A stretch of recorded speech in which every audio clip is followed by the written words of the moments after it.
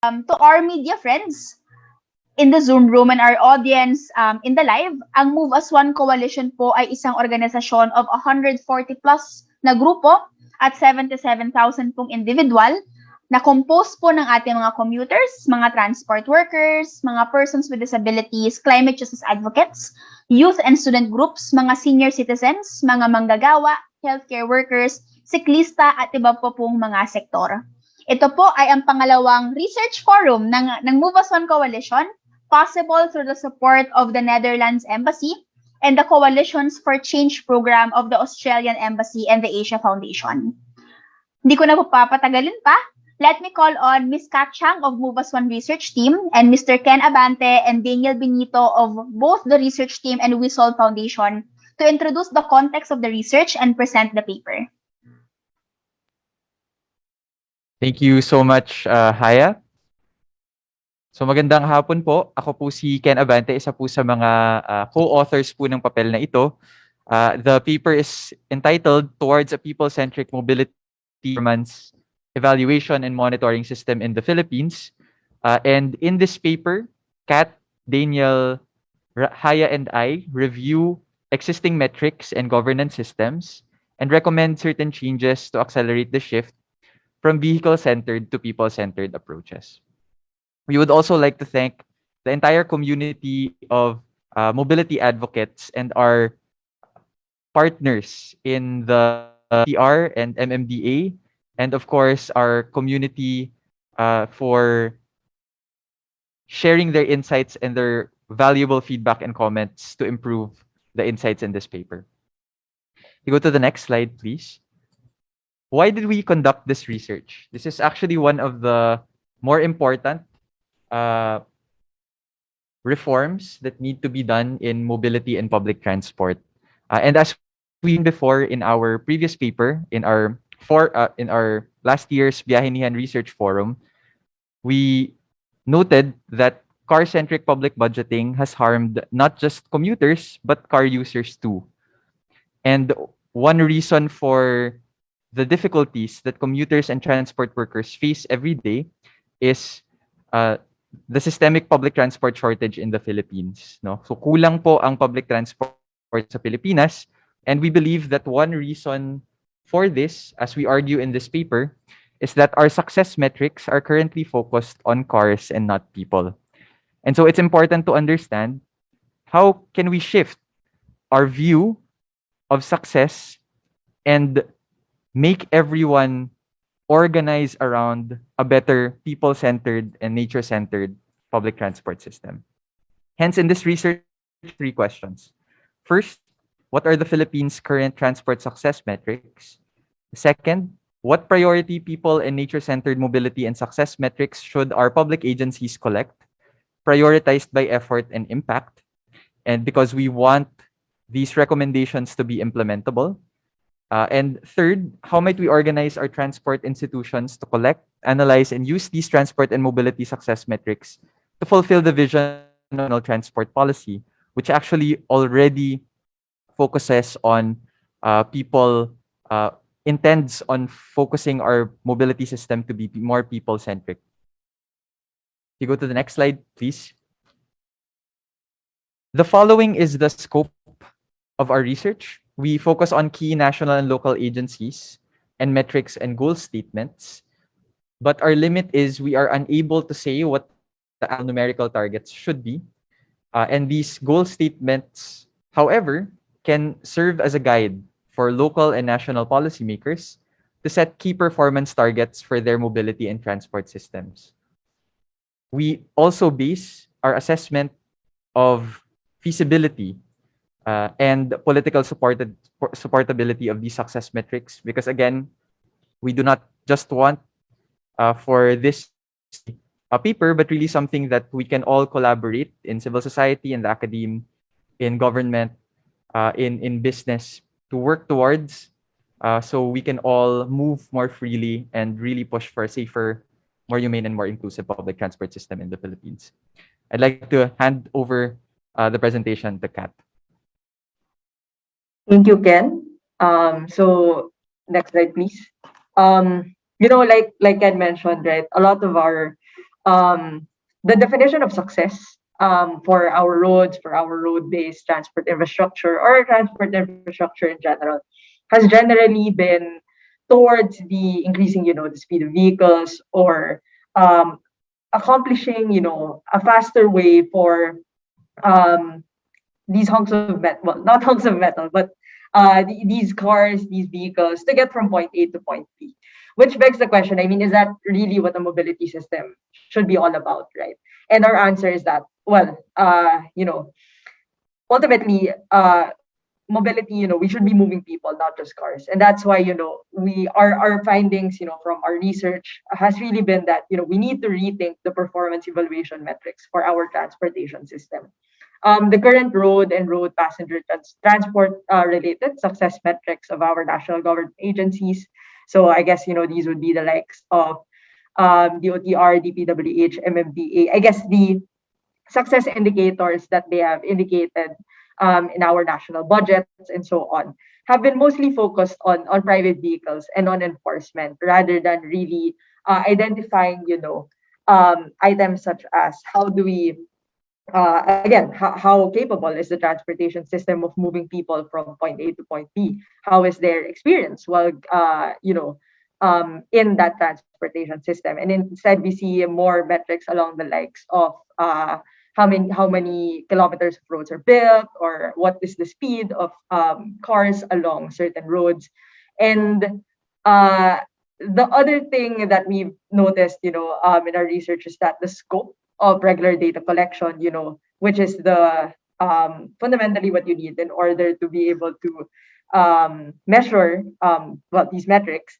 The scope of the regular data collection has been limited. So many key information, for example, modal share of different passenger transport modes, or even bike ownership or bicycle counts in the country, have been collected mostly on an ad hoc basis, so they're not being updated regularly, and a lot of it is also being done by external players, so the likes of NGOs, international development agencies, rather than the transport institutions that are as charged with maintaining the whole system. Next slide, please. And I guess, ultimately it's like it also begs the question, okay, so what is driving these transport success metrics in the first place? What might possibly be the guidance to shape how our transport performance evaluation system should look like?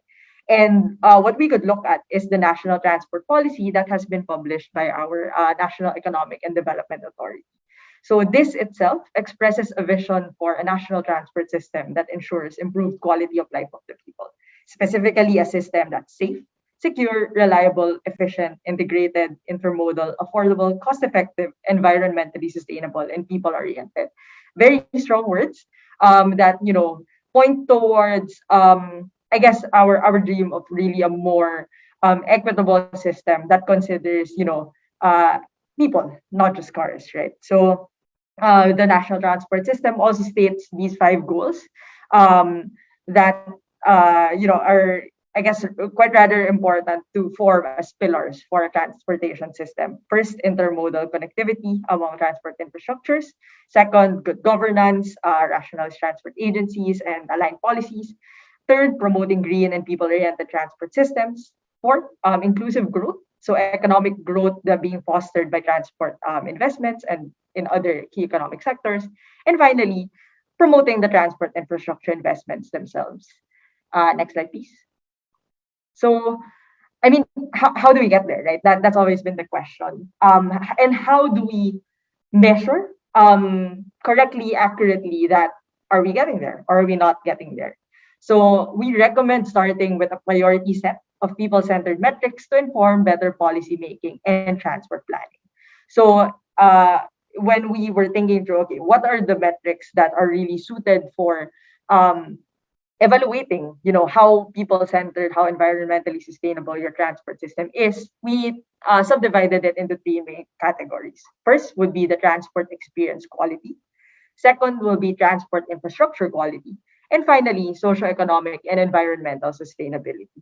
So we chose these three pillars mostly because they really capture what the transportation system is meant to be, right? So it's the more than just the quantity, for example, of vehicles that are available. It's the quality of how you ride, how your experience was when you're getting from point A to point B, and finally, what are the associated impacts? Did you end up losing so much time because you couldn't get a ride that basically you've lost your productivity or similar considerations. And I'll get into the details, or sorry, rather, I'll get into the specific metrics along each kind of branch a bit later.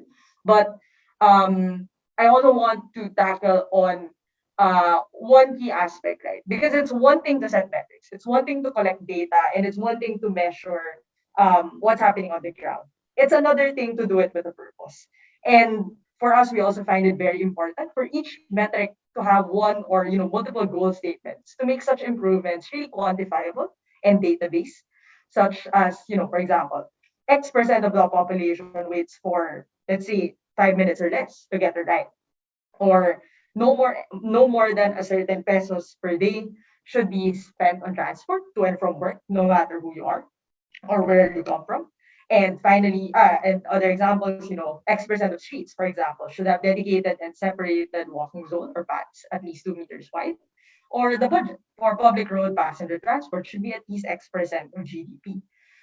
These things kind of allow you to really focus where your data is meant to be, sorry, your metrics are meant to be going, and will help inform the policies and the planning that needs to be done in order to ultimately um, achieve that goal of a people-centered transportation system. Next slide, please. There. So I mean, like I said, we bracketed it into three main transport metrics, but a certain, more specific metrics for these three um, are listed here. So it's a bit of a lot, but just, quickly going over it, for the transport experience quality, we see it both from the system from the perspective of the user rather, and the perspective of the system. So for the user, it's things such as your commuter journey time. How long were you waiting? How long did it take for you to transfer from different transport modes if that was part of your commute? And finally, how long did it take for you to actually get from your house to or your workplace to that first or last point of transport? And then you have such things such as availability of transport, the reliability of transport, the quality and commuter satisfaction, right? When you're riding. So for example, was it safe? Was there dignity in your ride? And those considerations, as well as cost of transport, as well as the accessibility of transport. I mean, it's one thing to um, what do you call this? Build a lot of stairs, but have we considered, okay, are all these stairs accessible for everyone? Can everyone actually get into these transport modes? Is it everyone who could use these? And so that's for the user perspective. And similarly, it's the same thing, but from the system perspective, there are also kind of aggregated metrics that can be collected. Like, for example, what's the modal split of transportation per passenger kilometer for each transport mode? What is the ratio of public and active transport trips as opposed to private transport trips on the road? Or what is the number of road crashes um, that is happening? And what is the kind of the what do you call this, the if you had any specific investments, how did it actually impact the transport experience in that specific corridor where you made an investment? So that's for the transport experience. And then if you look into transport infrastructure, there are also important things such as, what's the availability of crossing facilities? What's the walkability or the bikeability of your streets? How about the public transport availability in your roads? And how was your land space used basically for your transport, relative to such things as parking and all that? Are they really optimized to be able to, service the majority of the population? And finally, for socioeconomic and environmental sustainability metrics, we have, humane labor conditions and just compensation for transport workers. We frequently think about, okay, how is my experience? How do I get from my home to my workplace? But on the flip side, you also have these, I mean, it's real people serving, right, the system. So how are they being treated? Are they getting adequate social protection for their jobs? And then other considerations as well, such as what's the investment in road passenger transport? What is the impact to the environment? So GHG, greenhouse gas emissions of road passenger transport. And finally, and comprehensively, right, what is really the cost of the lack of public or active transport investment? Like my example earlier, it's like uh, because of all the time you spend waiting for public transport, how much is that costing, in terms of your health or in terms of your productivity and all that. So these are really, again, I mean, these are just a priority set that we're looking at. Of course, naturally, they can be expanded a lot further, but we feel these are important things that should be considered as soon as possible. Daniel? Thank you, Kat. So would just like to highlight as well the list that was mentioned by Kat are actually feasible to be collected, or actually most of them are low-hanging fruits. Some metrics can easily be integrated to current systems or programs. And as Kat mentioned also, the list is not exhaustive but offers a good starting point to help us prioritize. So to ensure that this list of metrics are collected, we recommend the previous slide, please. We recommend the creation of a transportation institute leading the gathering, processing, and analysis of people-centered metrics. Currently, the transportation data collection and analysis are scattered across the bureaucracy. For transportation experts and practitioners we interviewed, they all agreed on the need for a separate unit leading this objective, similar to Korea Transport Institute and the US Bureau of Transportation Statistics. The institute is envisioned to integrate all related efforts and ensure that these transport data are collected, analyzed, and feeds into policy making. Moreover, the creation of this transportation institute could be instrumental in addressing the following issues and challenges. So first, there's a need for a clear repository of transportation data. The institute could facilitate easier mapping and consolidation of the scattered transportation data from different sources. We also need to harmonize our collection processes. So, for instance, in the interviews we had, it was highlighted that that there are some data quality issues on road safety data. The number of road crashes, for instance, are often understated, as some incidents are not reported. Moreover, for example, the road crashes data in the LGUs do not often match with the local police officers' data as described by our LGU reps. This all highlight the need to standardize processes and establish data sharing protocols between PNP, LGUs, health institutions, and this actually provides a good example of a very important work that the Institute can work on. Second, we have most of our key informant interviews also highlighted the lack of active transport data, such as the number of your pedestrians and cyclists on a given location and time. The proposed institute could be instrumental in lobbying more the importance of active transport metrics in the government. And although on one hand, we actually learned a lot of emerging bright spots that addresses this, such as the recent SWS survey on bike ownership and use. In our interview with the DOTR, they also shared that they currently have a dedicated staff working on active transport advocacy. They have also procured cameras and sensors to help in counting cyclists and pedestrians, which is a very good start. However, they also express challenges to collect data on top of other policy work and projects, which leads to the next challenge, the third challenge on overloading of tasks and lack of technical capacity. A similar situation can actually be also noted on local levels. Some LGUs have also an ad hoc team managing this transport data collection, but members of this ad hoc team continue to perform other roles and responsibilities. And this line of work sometimes requires a different skill set that is different from their current tasks.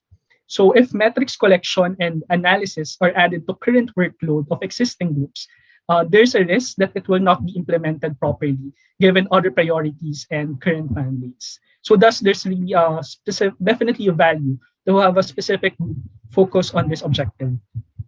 And as Kat shared a while ago, A significant number of important transportation data that we currently know of were collected through projects that were funded by grants or international partners. However, the data eventually needs to be updated to better inform projections and transport planning. So establishing an institute that will serve as a milestone towards being less dependent to external partners in terms of data collection and push us to collect data that should be regularly collected. Next slide, please. Now the question is, how does this institute may look like, or how does it relate to other institutions? We propose the Transport Institute to be an attached agency and to be headed by an executive director with the rank of undersecretary. As an attached agency, it will regularly report to an executive department, but has some degree of independence, particularly in terms of appointments. This independence can pave the way for a more objective insights and recommendations, and better lobby and plan for continuity of policies, which is often a challenge by changing leadership in every administration. Furthermore, the institute can cover the following functions. First, establish information systems needed for automated, timely, and efficient collection. Second, to address the similar problems like the one based on road safety, it will standardize and harmonize data collection and processing across the bureaucracy to ensure quality data. Third is to conduct analysis and further research based on metrics to ensure that we harness the benefits from the data collected. And finally, provide capacity building or trainings to build the next generation of transportation planners. There are other government agencies which have similar functions, like your Philippine Railway Institute or the National Center for Transportation Studies. One option is to merge these institutions with the proposed institute, or they can agree or talk on their scope to avoid possible overlaps. Next slide, please. But prior to establishing a dedicated transportation institute, the following should be considered. So first, we need to identify its mother agency, or where the institute will be an attached agency of. The Department of Transportation, given its mandate, is the most intuitive answer to where the Transport Institute should be attached to. However, there are some issues with possible overlaps on scopes and functions, like data gathering with other agencies like DPWH, who also has jurisdictions over building and managing road and bridge networks, although this can be addressed by having clear agreements between the agencies. Second is on human resource requirements. The DOTR acknowledges the need to monitor people-centered metrics, but they lack the time and budget for regular data collection. Thus, the new institute would definitely require additional budget for regular personnel. We estimate an annual budget of 50 million to 82 million for the institute personnel salaries and benefits, considering the initial structure shown a while ago with some administrative support. But to complement human resource needs, the institute may also consider partnering with academic institutions to collect data and produce relevant transportation research. For instance, in Cagayan de Oro City, we heard of a group of students studying which overpass was used least in the city. In Naga, we also heard of academics conducting user experience research of cycling in the city. And some studies has motivated students to conduct more research on transport.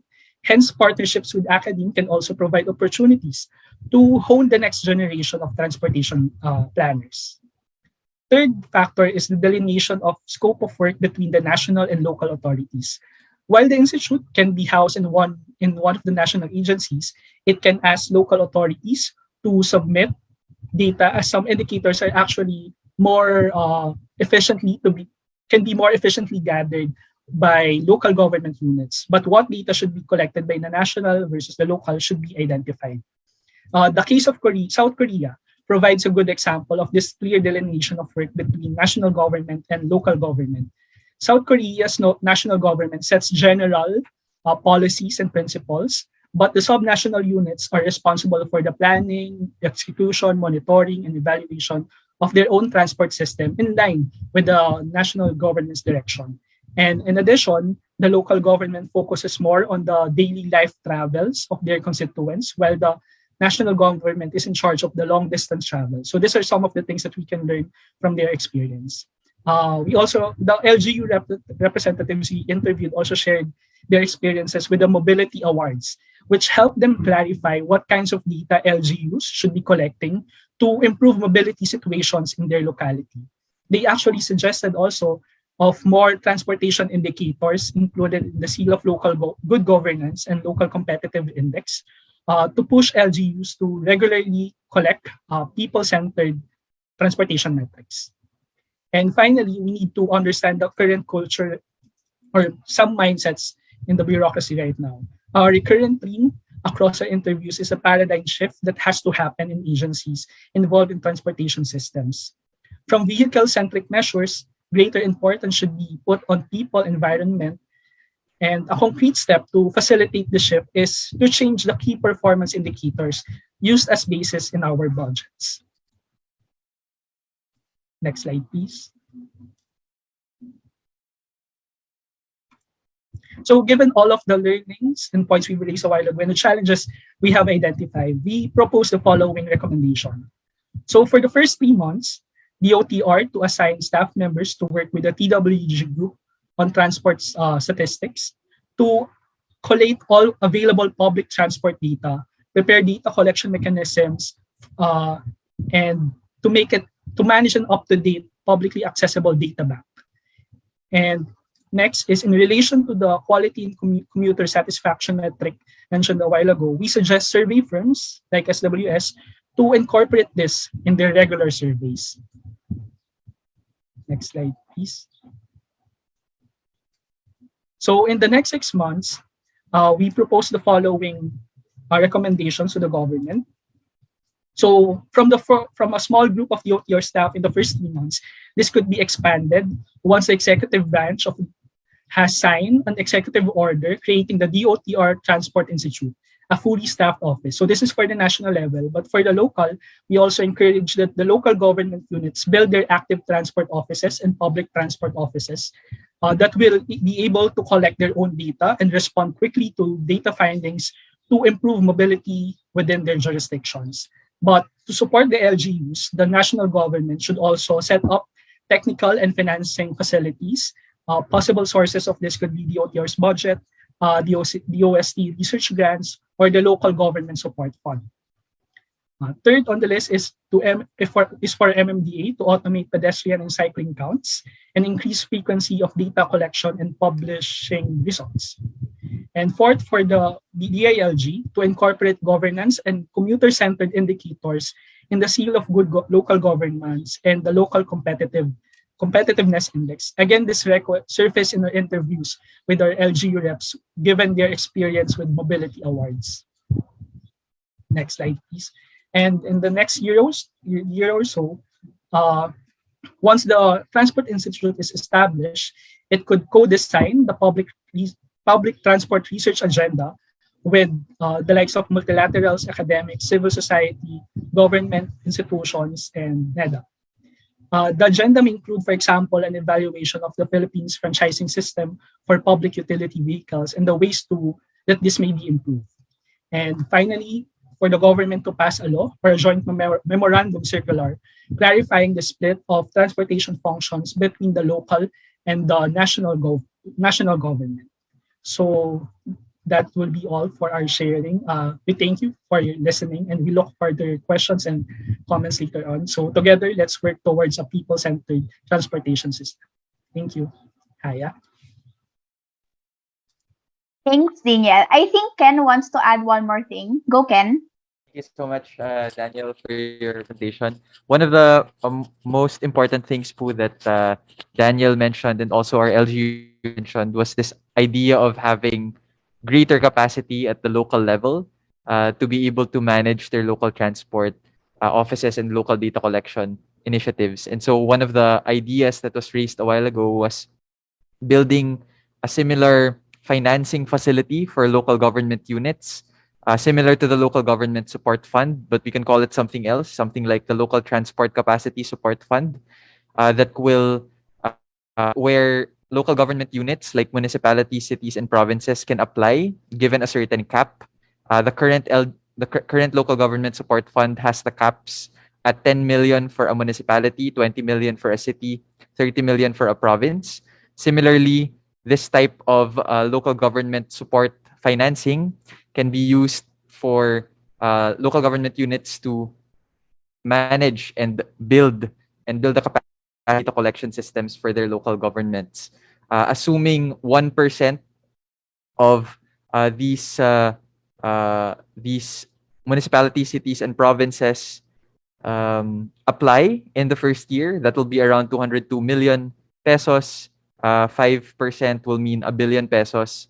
And then up to the sixth year of the administration, which hopefully all local government units are supported by the local transport capacity support fund. So again, this is part of the investments that we have both at the national and local levels that we can use in order to strengthen the capacities of our local governments and the national agencies to be able to push these initiatives. Again, these proposed reforms cannot be done without proper investments, and these are the things that we would be happy to receive feedback on as we go again into our next budget cycle in the 2023 budget cycle and the elections that are coming in May and pushing these to the new transport leaders in the new administration. So we really look forward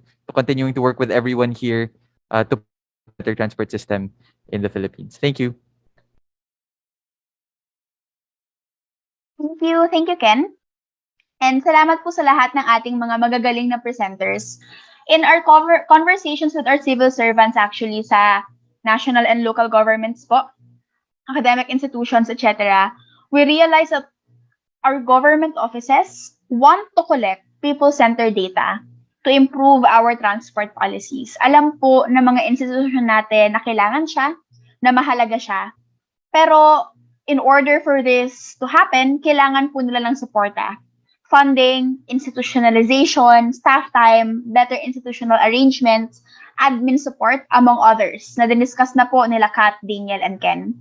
Ang commitment po namin sa Move as One Coalition ay patuloy po kaming lalaban with our civil servants and institutions in getting that better support.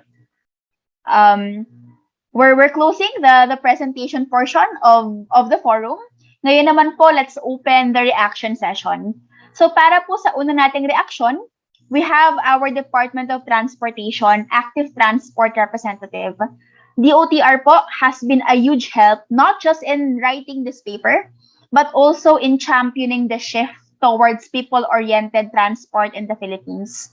Tawagin po natin si Sir Eldon Joshua Junicio, current Executive Assistant for Active Transport Team Lead of DOTR. Thank you so much, Haya. A pleasant afternoon to everyone.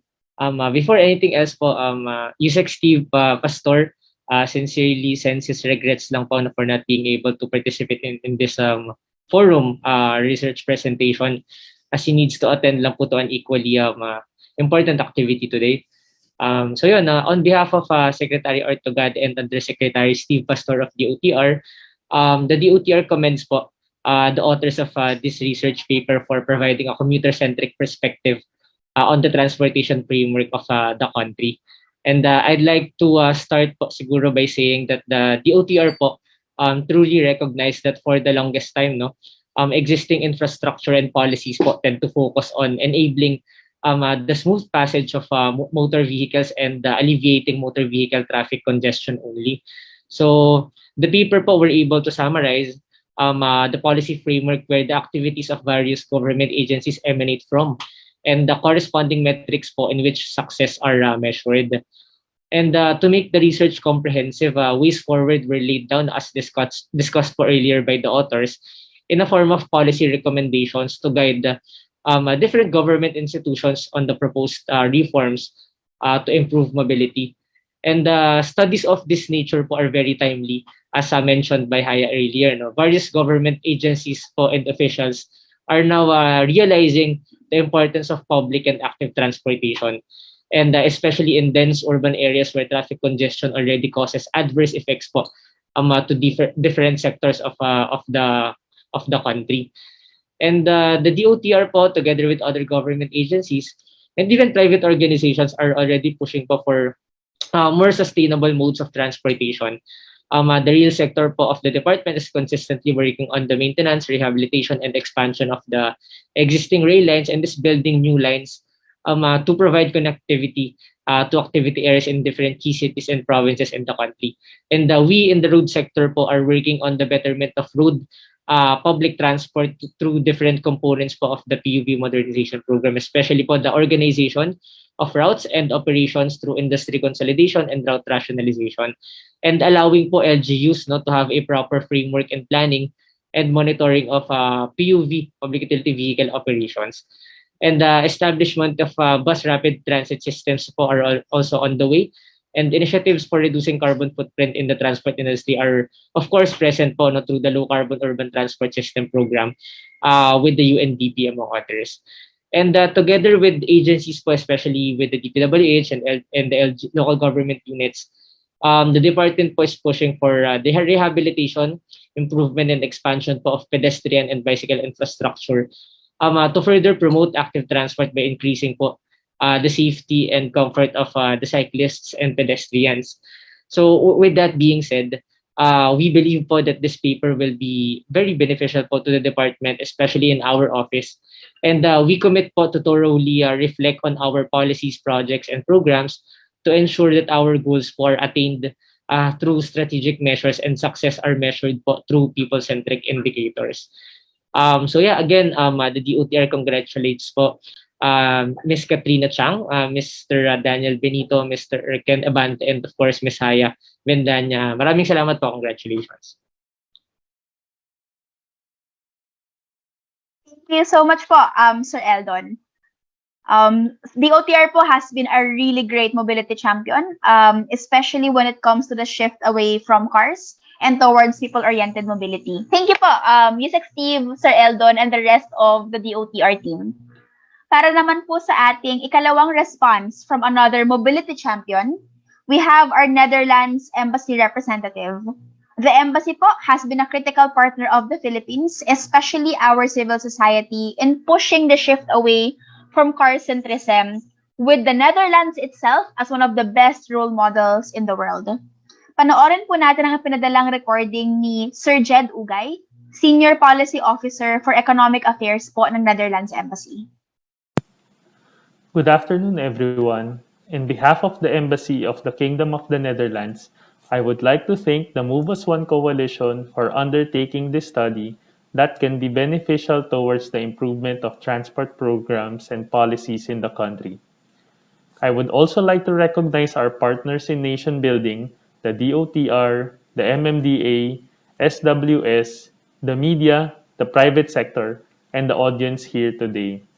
Through our continued collaborations, we hope that we will be able to take steps forward towards safer, more inclusive, and more sustainable communities. We are most interested to see the potential next steps after this study, especially in public policy and improved data collection. This study must not merely stay on the shelves, but hopefully it can help influence positive change. We will continue to be in touch with the development partners here today and with the rest of public and private sector partners to ensure the sustained efforts towards achieving the sustainable development goals in our communities. Moreover, with new technologies helping us become smarter and more efficient in data gathering and analysis, we hope that both our public and private sectors will be able to utilize new technologies toward putting people's needs first. We also hope that the lessons learned in the history of the Netherlands can continue to be useful to the Philippine context as much as the Dutch are learning from the history and heritage of the Philippines. We hope that both the Philippines and the Netherlands can continue our knowledge sharing towards common goals. Again, in behalf of the Embassy of the Kingdom of the Netherlands, maraming salamat po. Salamat rin sa'yo, Kuya Jed. For our last but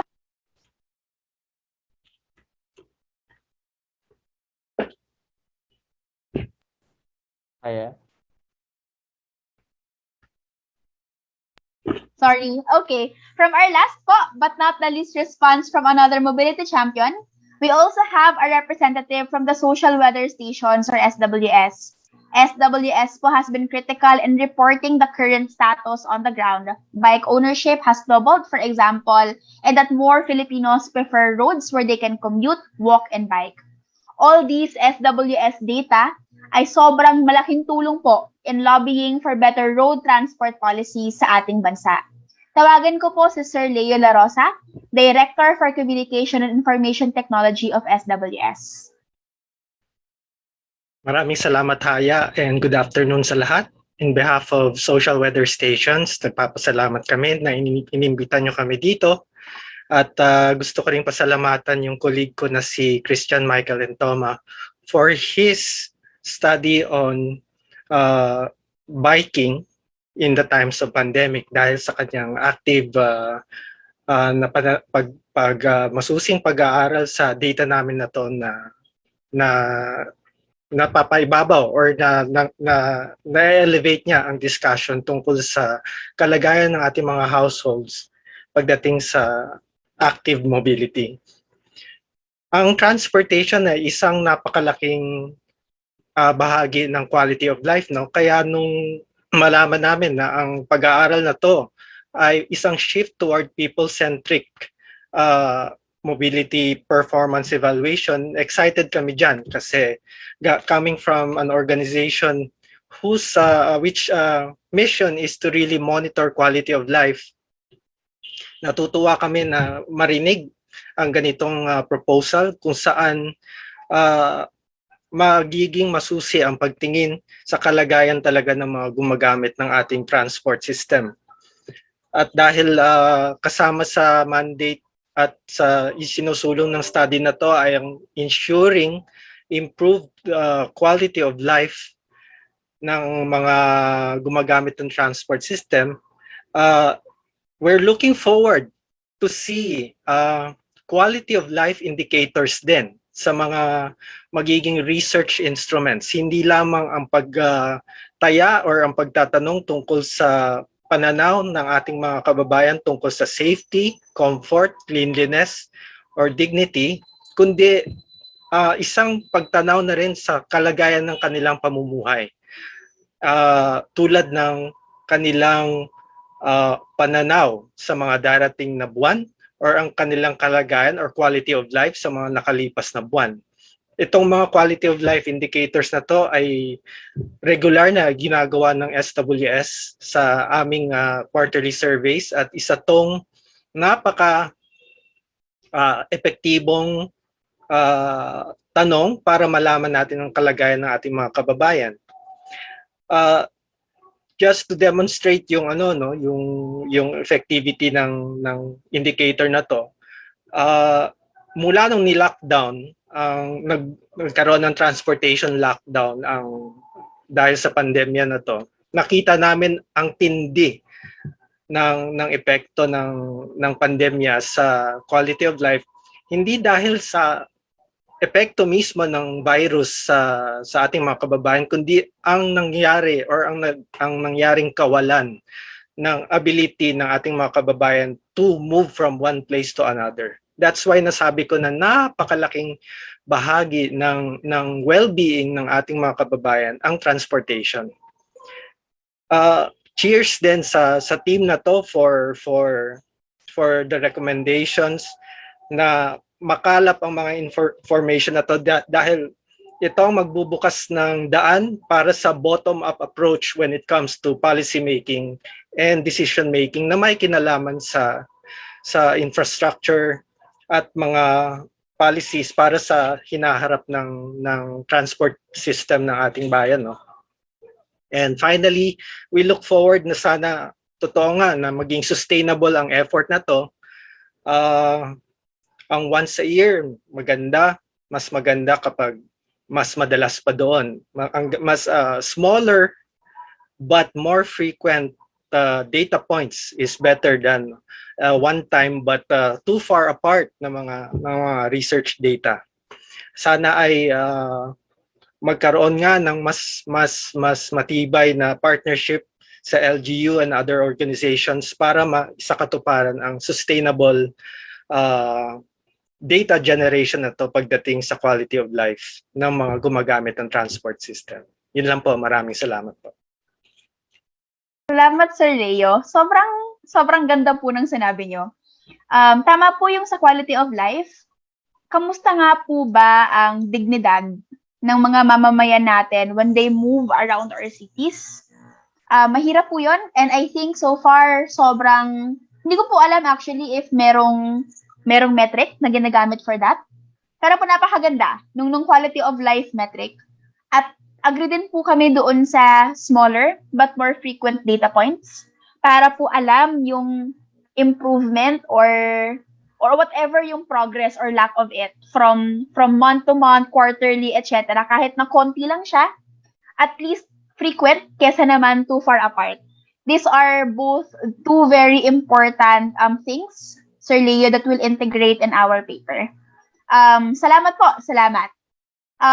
Ngayon naman po, tapos na po ang ating Mobility Champions Respond segment sa ating forum. Muli po, pinasasalamatan po namin si Sir Eldon Junicio of the OTR, si Sir Jed Ugay of the Netherlands Embassy, at si Sir Leo po La Rosa of SWS for their time and for giving us the response as people and institutions who've been co-championing the mobility advocacy with coalition and its members for a long time. Even before po na-formalize si Move as One, lumalaban na po si DOTR, for example, sila Netherlands, in making transport systems more accessible, more affordable, and more humane for a lot of Filipinos in this country. Ngayon naman po, buksan po natin ang open forum, ang question and answer po with our media and audience. Meron po bang tanong ang ating media? Habang naghihintay po tayo ng tanong, meron po kaming mga nag-PM po sa akin kanina. Yung isa po actually nag-public chat. So siya po siguro muna ang mauna. Jasper, gusto mo bang itanong yung tanong mo? Opo, salamat po sa opportunity makapagtanong dun po sa mga researchers natin. Unang-una, congratulations po dun sa research na ginawa nyo. Ito po ay tunay na timely, lalo na't tinitingnan natin yung pag-shift ng pagtingin ng mga naturang agencies at saka ng local government units papunta sa people-centered mobility. Yung tanong ko po ay, in English na lang po yung tanong ko siguro, no? With the proposed active transport offices po ba at the local level be mandated to report to the National Transport Institute? What are some suggestions from the researchers to further connect local-led mobility initiatives to the proposed national structure? So yun lamang po. Maraming salamat. Hello. Pwede ako yung Go, unang Daniel. sumagot. Tapos nagdig na nung si Kat or si Ken mamaya. So thank you, Jasper, sa iyong tanong. At salamat din sa mga shinare mo sa amin na nalagay namin sa paper. Mahusay kayo. Siguro yung sagot siguro doon sa unang tanong, oo, siguro ideally, na ideal setup, sana magre-report yung local active transport offices doon sa National Transport Institute para matulungan na mas magkaroon ng better, ma-paint yung picture in the national level. Kasi pwedeng iba-iba yung dynamics from ng each locality. Para din mas maging strategic, kunyari kung sino yung mas kailangan ng tulong, yun. Yung pag-report ng ganon ay pwedeng makatulong din.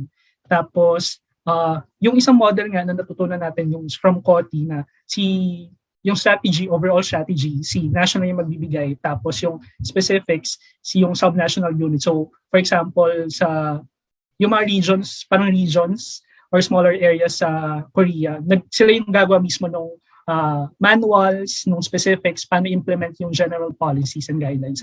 Sa pagbibigay nila na yon doon sa National Transport Institute, if ever, parang pwede rin magkaroon ng learning process, magkaroon ng knowledge sharing na ano ba yung mga best practices, for example, sa certain localities para ma-implement din siya to other localities. So, yeah.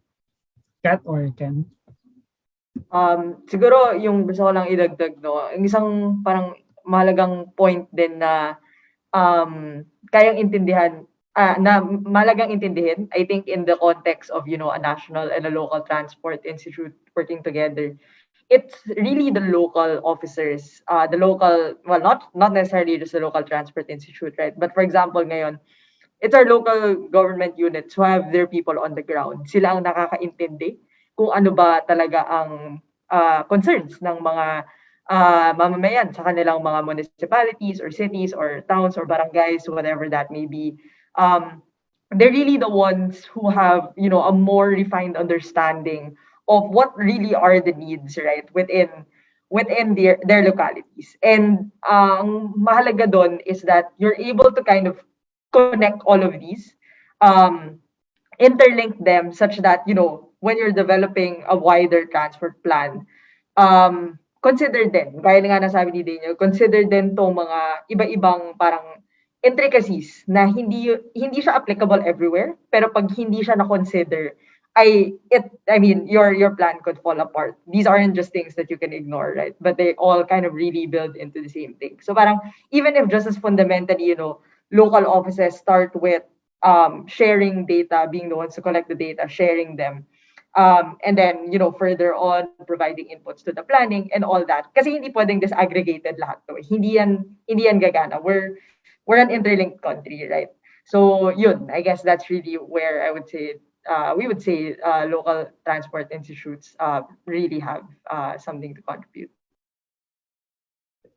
Thank you, Pat. Dagdag lang din.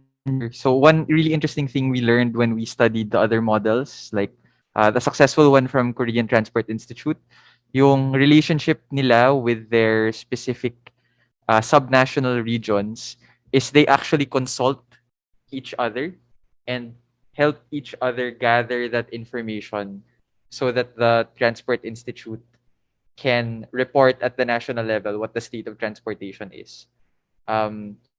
That feeds into the national policy standards that, of course, should come from feedback from people like you who do transport planning as a profession, or people like Dom in Metronaga or Ellie in Cebu, and many of our other local transport partners. So maybe that's the first thing I wanted to share.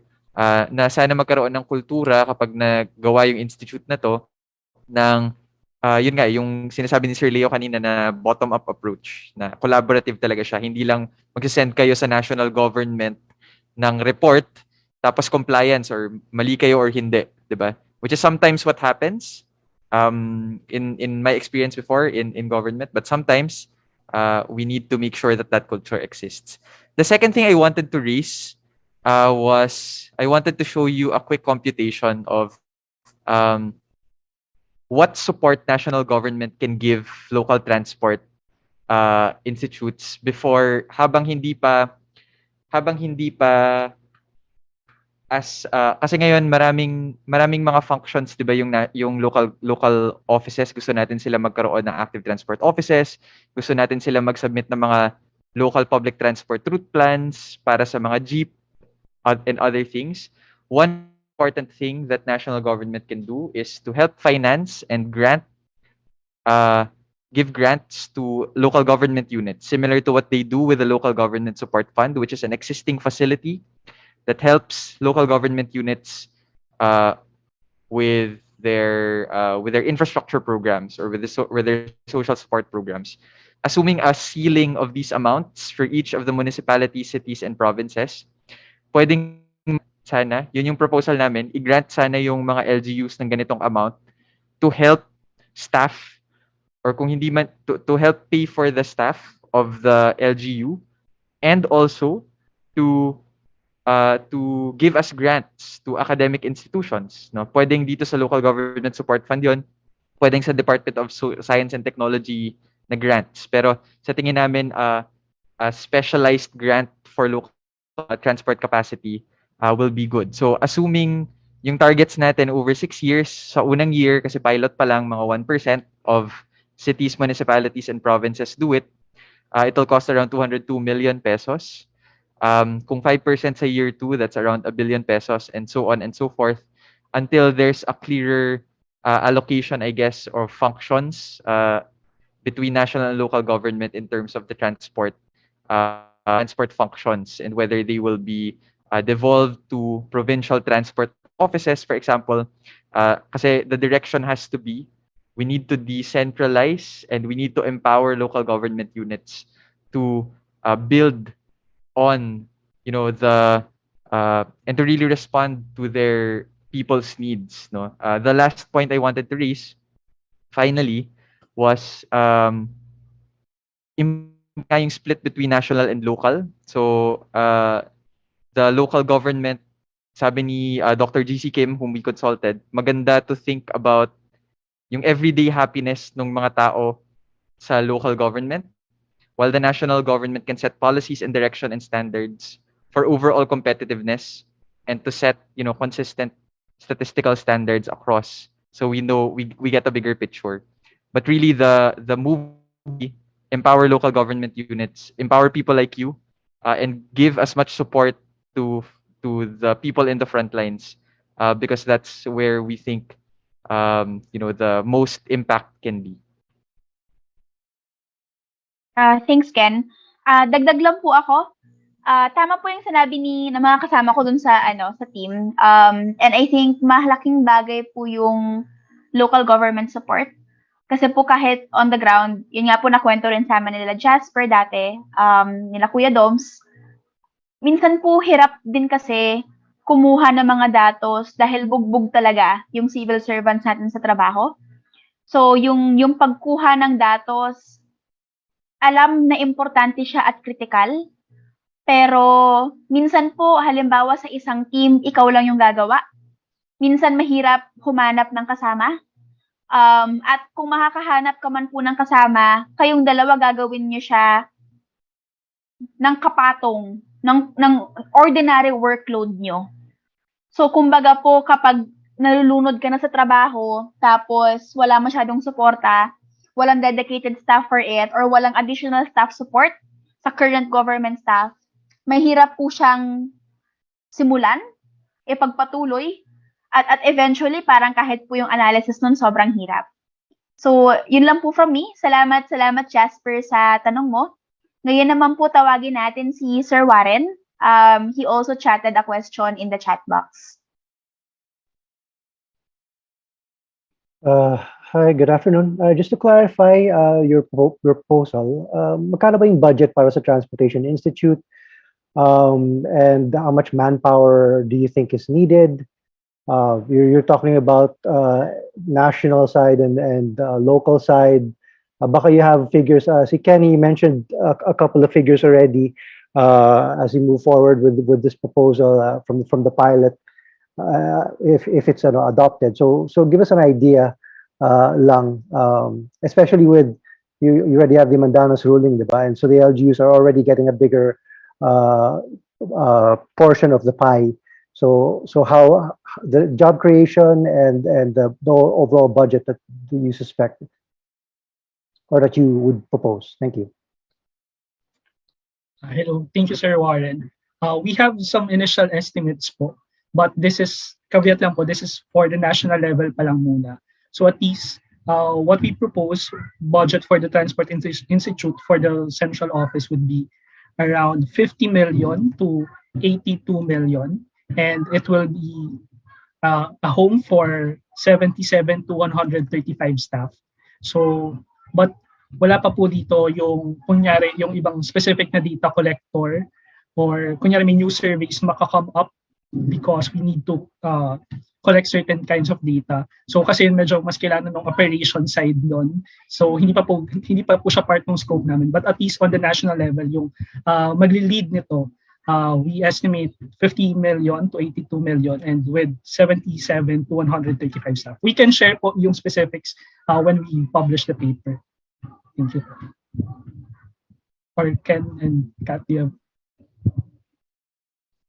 Yeah, to add lang po, I mentioned already a while ago, in the first year of the pilot, around 202 million pesos as the first year grant to local government units who would be willing to apply to this local transport capacity support fund. And these guidelines should be included in the General Appropriations Act, and their guidelines should be made along with a joint circular between the Department of Budget and Management, Department of Transportation, and the DILG. I currently don't have figures, sir, on the actual number of people who will be hired. On the field, it will depend on how each LGU will use up that grant. So perhaps good feedback po yun to make sure that personnel services or maintenance and other operating expenses are allowed under this local capacity transport capacity support fund. Finally, you mentioned, sir, about the Mandanas ruling. No, it's actually one of the items that's not as clear in the devolution of functions between national and local government, and that's why we think for as long as that's not yet as clear, the national government actually has a responsibility, to support local governments as they go through this transition, and giving them support similar to what they currently do in infrastructure through the local government support fund can be a really good way, to support people on the field. So just maybe affirming. We also work, sir, we work with many different local transport offices around the Philippines, and one of my colleagues here, si Dom, actually helps our active transport officer in Naga City, and Naga City is already progressive LGU, but they only have one staff for active transport. So meaning even the proposal development of many of these bike lanes, many of these local public transport route plans are sometimes given to just one person. And Dom, as our civil society rep in Move as One, has had to help our Naga City transport officer and bike board officer to actually develop some of these proposals and to get some of these metrics. So sometimes even just having one more staff has so much impact in the field. And this is something that we think the grants can do. I wonder if Dom wants to add to share, maybe share experiences sa field or sorry, on the spot ka. Yeah, Baka si Jennifer. okay lang. Kasi, yeah, totoo yung sinabi ni Kuya Ken na although, konti lang talaga yung nasa LGUs, but it's a really big help, lalo na madagdagan lang ng isa. So, for me, at least, even if hindi ako part ng LGU, with the help that I'm getting from Move as One and then the local Metro Naga Active Transport community, ang dami na naming na-contribute sa policy development and implementation ng bike programs, active transport programs. And then we were able to contribute research, and then we also contributed in what you call this, implementing the programs to the point that we were able to bag the Mobility Award silver award last year. So more and one of the best accomplishment that we had was the appropriation of 3 million. So with identifying the plans and programs na ipopropose sa LGU. So more people in the legislative department was able to be enlightened. So through the partnership that we had, kahit dalawa lang kami, but we were also still having consultations with different sectors naman. So kasi the frameworks and then the civil society like Move as One and Alt Mobility is really of a great help. So with that partnership, so especially if magkakaroon ng Transport Institute, which is from the government or the national government itself, mas malaking tulong yun kasi more funding, and mas madali yung paggawa ng budget. Thanks, Kuya Doms. Sir Eldon, would you like to respond also to the question? Hi. Yeah. Good afternoon po, everyone. Sorry, that's with regards. Apologies, I was reading a memo. This is regard the budget po, ano? Opo, and the Mandanas ruling po, Sir Eldon. Mhm. Yeah. Regarding po the ano no, the devolution of ano no of particular tasks po to the LGUs. We ano po no, we have experience naman na po with regards to, for example, the public transport of the LPTRP. We were able to capacitate po. And although ano no, there are certain gaps pa rin no, regarding to the skills and capacity of the LGU personnel, and of course the ano po no, the the local public transport route plan. So with regards to the capacity and the number of people, the competence po of the LGUs, kasi we cannot expect po for them to automatically ano po no learn to develop po yung plans, which is at least 100 pages po.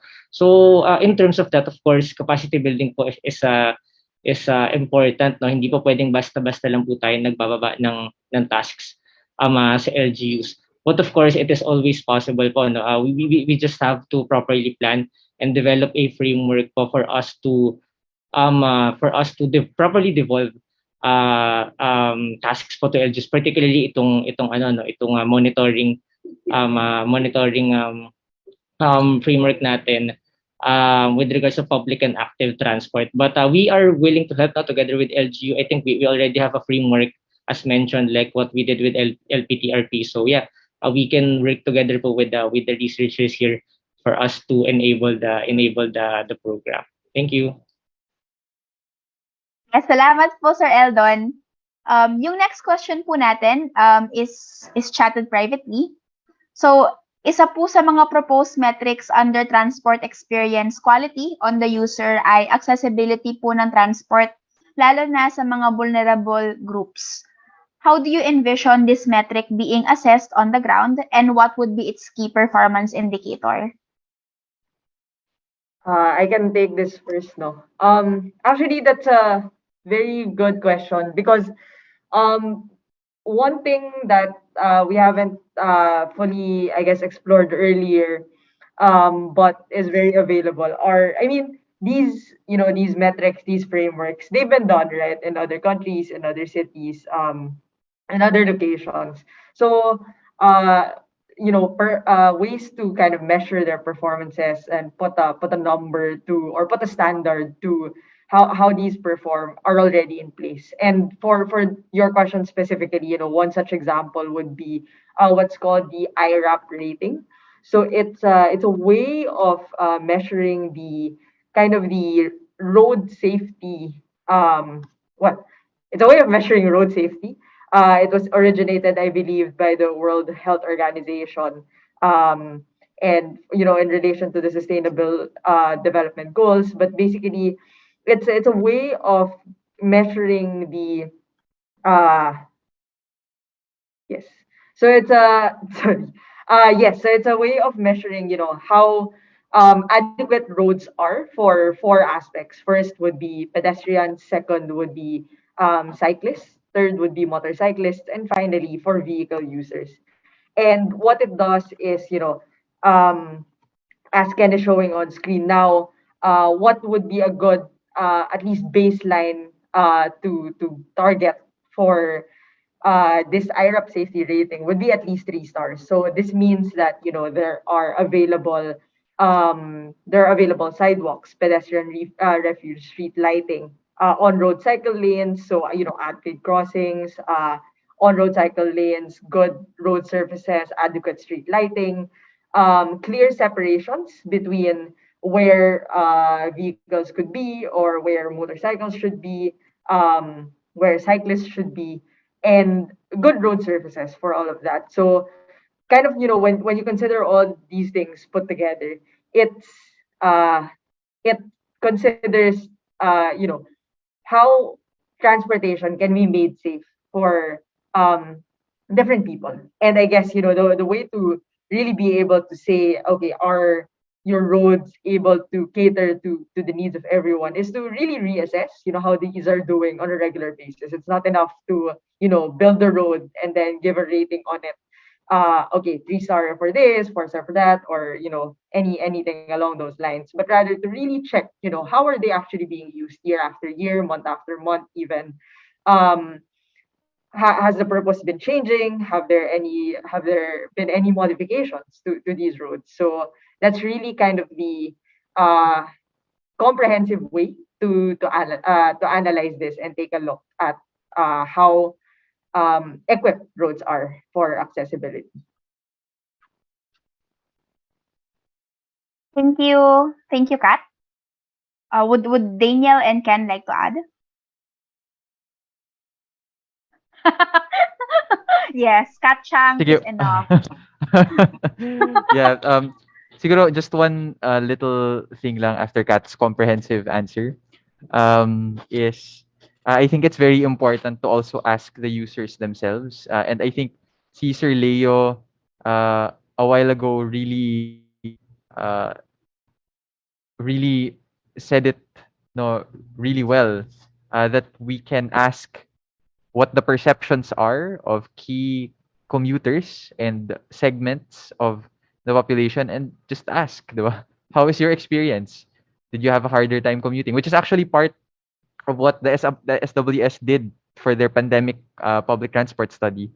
So we really look up to SWS and their team in pushing for these different surveys, and we would love to actually explore, Sir Leo and our SWS team, if there are more yung nga po yun sasabi, smaller sample size but maybe uh, uh, more frequent surveys on the quality of life metrics that we can collaborate on, similar to how we did or with active transport, with the active transport questions with the DOH.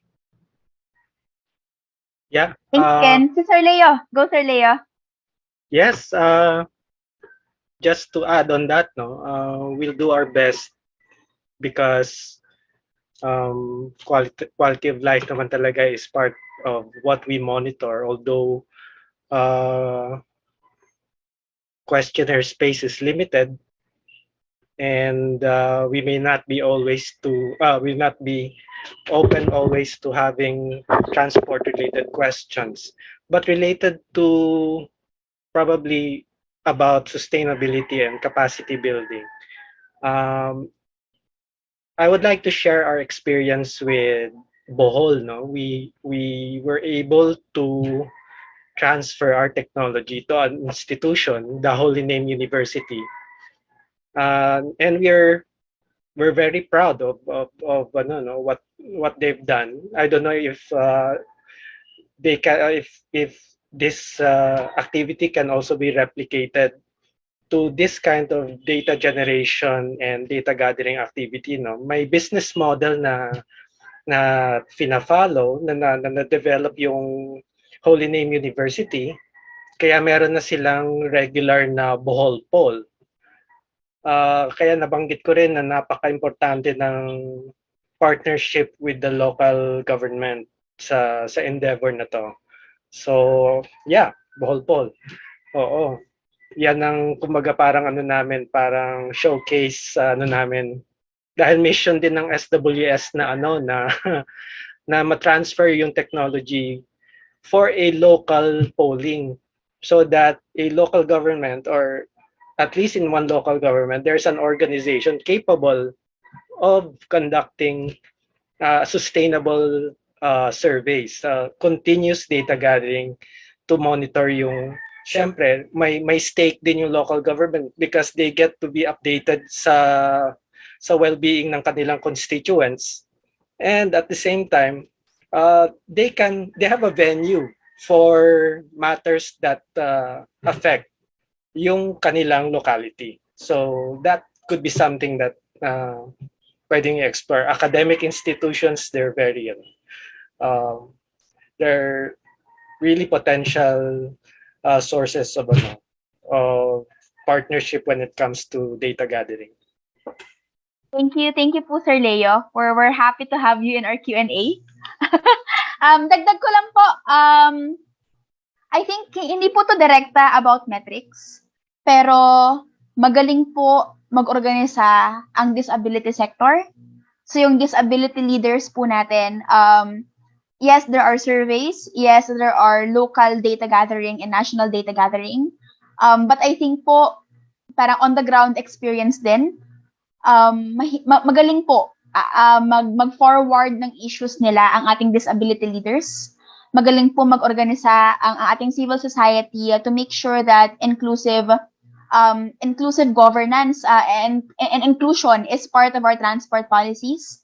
Sa tingin ko po, parang kailangan lang talaga i-take into account yung mga pinaglalaban nila because they are very vocal in fighting for inclusivity in our roads. So yun po. I think for our last question, and then we can close this Q&A. Meron po bang gustong magpahabol sa media? If not po, tatawagin ko po yung nag-chat sa akin. None po? Media is okay. Sige po. Ito po yung last question. How would changing performance metrics affect the transport budget and transport infrastructures we have today? Yan, pag Miss Universe ang question. Sige po, sino gustong mauna? Siguro pwede ulit ako mauna. Then Ken, feel free to expound later. Our budget expert po in this call. So, I think, going back to, I think what I was also explaining earlier, mahalaga ang metrics dahil yun ang way of showing, you did certain investments, you made certain programs. So parang what do you have to show for that, diba? That's kind of what metrics, success indicators are here for. And right now, what we see nga sa ating national budget, part siya. So each agency is meant to, include their tawag dito, success indicators when they're submitting their budgets and titingnan doon how did they perform before, i.e. the previous year, what was the baseline, and what are the targets for the coming years. And the link is there. So naturally, the link is there, diba? So parang dahil nga ito ang mga pinagbabudgetan mo, ito ang gusto mong outcomes na mangyari. Ngayon, ang tanong ay, ito ba dapat ang outcomes na nakikita natin? So parang, ano ba dapat yung mini-measure natin in order to inform what should go into our budgets? And I think, dahil maraming problema sa transport system natin, alam po natin yan. Well, di naman siguro problema, pero there's a lot to improve, right? And right now, a lot of the focus has been on, okay, how do we improve this problem, make this better, make this better, make this better. And I guess, with that, medyo nalulose sight yung, okay, parang balik tayo sa simula. Ano ba yung kailangan makita from the transport system in general? And how should we invest towards that para ultimately, we achieve, yun nga, ano ba yung target transport system, how will it look like? Which is, yun express kanina na yun nga, safe, secure, intermodal, accessible, environmentally sustainable, people-oriented, and those things. And yun, so I guess, well, long story short, ang mahalaga ay these metrics, these success indicators are what the outcomes of your spending is based on what you budgeted. So, pag klaro kung ano yung patutunguhan natin, pag klaro what we want to achieve given our metrics, then your investment priorities will follow. If you're trying to achieve walkable streets, bikeable streets, good allocation of public and private transport, then your budget priorities will follow. How do you make that happen? How do you ensure that you can move more people from point A to point B? How do you ensure that you're caring for the needs of the vulnerable groups as well? How do you ensure that your transport workers are being considered when you're making your budget? So all these things together, dun talaga it's very, all these success indicators are very much tied into your budgets, to your investments, infrastructure investments. Kaya hindi talaga pwedeng, or rather, let me flip that around. It's very important to get this right. Thanks, Kat. Sorry, Kuya Doms, ikaw po ay pinapatawag. Kuya Doms, maybe you could share po your experience and insights on the question, and then after you see si Ken.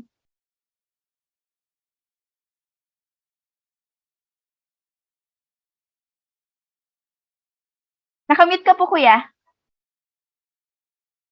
Totoo talaga yan yung sinabi ni Kat kasi one of the metrics na nagamit namin into justifying yung increase sa local budget during the deliberation last year was yung increase of registered bikes. So there was an abrupt change of the population of bikers, and then sinabi pa nga namin ito pa lang yung nag-register, how much more yung mga hindi pa registered.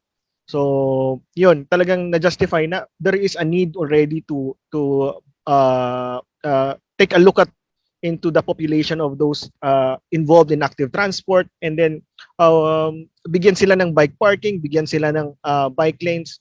Tsaka kasi for the past years 2017 na lagay yung ordinance, but yung implementation in budget halos almost nearing to zero, but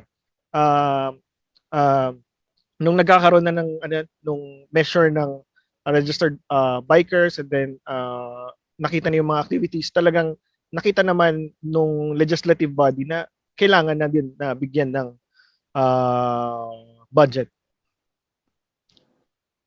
Dom, and na-mention sa chat actually yung change in something as simple as a cycling count or a bike registration count already does wonders for the team. So sa Naga, from 981 in 2019 to 4,000 plus in 2021, and in many parang hours yung bike counts ng yung Bicol State State College of Science and Technology, yung BISCAST. There are even more bikes than cars at certain times of the day. So this actually helps push local governments to really take notice and prioritize it a bit more. So thanks, Dom, for sharing your experience. I wanted to share the national our experience pushing for the national budget. So nung inaral po namin yung budget ng DOTR and DPWADA, ito po isa national budget po kasi merong success indicators na na-mention nga po ni Kat kanina. Ito po yung ilan sa kanila, no? Many of these are focused on drivers or motor vehicle users. So sa DOTR, number of apprehensions, yun yung po yung current success metrics na nakalagay sa national budget and legislated. Sa DOTR Land Transport Program, mas pong people-centered metrics dito, pero hindi pa po buo even as we suggested a while ago. So there's some improvement here, but not yet as complete and as comprehensive as we want in terms of commuter-centric measures. Yung MMDA naman po, traffic obstructions, mas ganun po yung tapos average travel speed on Metro Manila major thoroughfares, but the average travel measured by the travel speed of vehicles, no, and not necessarily of people and their waiting time. So I just wanted to show you this table. Medyo teaser po to ng paper na ilalabas namin in a few days. Just to show you that even the legislated success metrics are still car-centric. No? And what does that meant for our public budgeting? So in our previous Biyahinihan Research Forum, we mentioned nga po that 99% of the 2.8 trillion road infrastructure budget was allocated for road widening, maintenance, and construction, which we know for a fact, because of induced demand, that's not the way to solve traffic. And in fact, in Metro Manila, private trips expanded and public transport trips over the past few years, no, and it's a vicious cycle.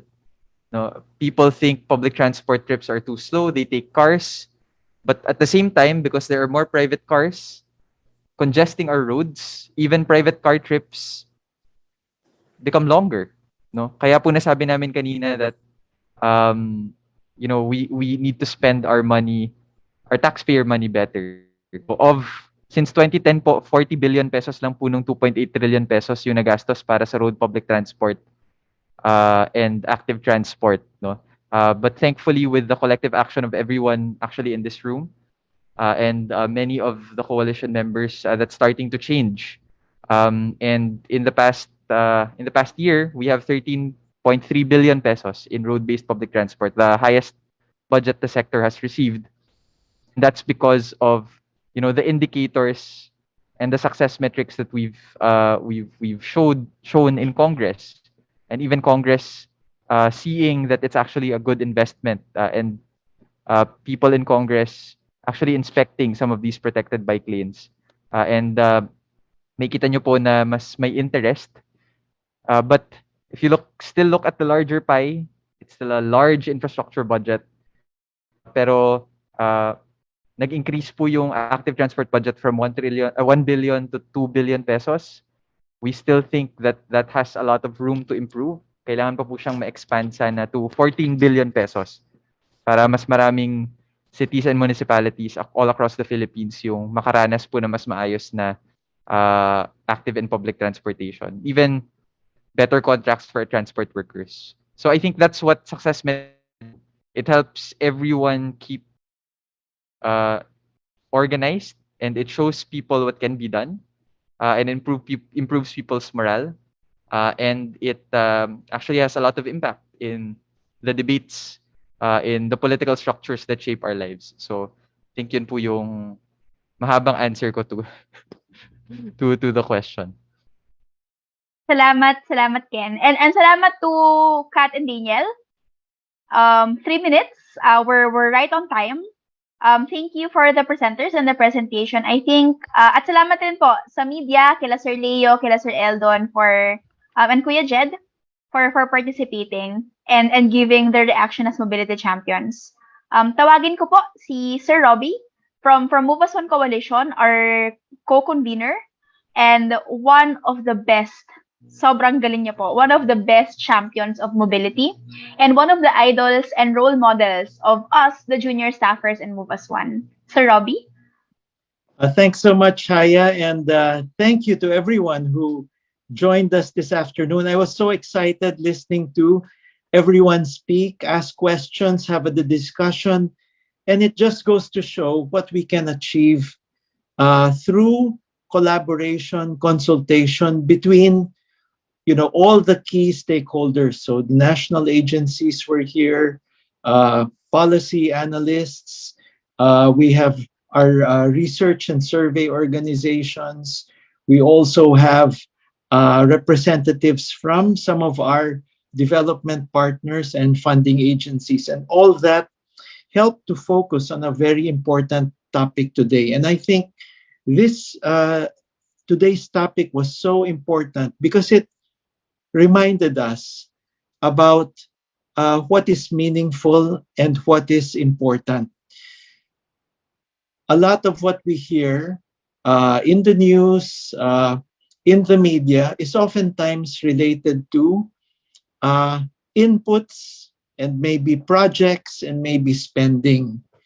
And I think we are reminded today about what really matters, which is impacts, results, outcomes, and how the welfare, the experience of ordinary Filipinos and their mobility, that's what counts in the long run. And we need to focus on that. And what was particularly valuable today, listening to our presenters, it's not just to raise that principle, but to provide a very specific, very concrete recommendation about how we make that happen. And I think this is something which will be hopefully taken up by this administration, and hopefully in the next administration, it can become a reality. And hopefully, all of us can be there and push to make it happen. So again, thank you to all.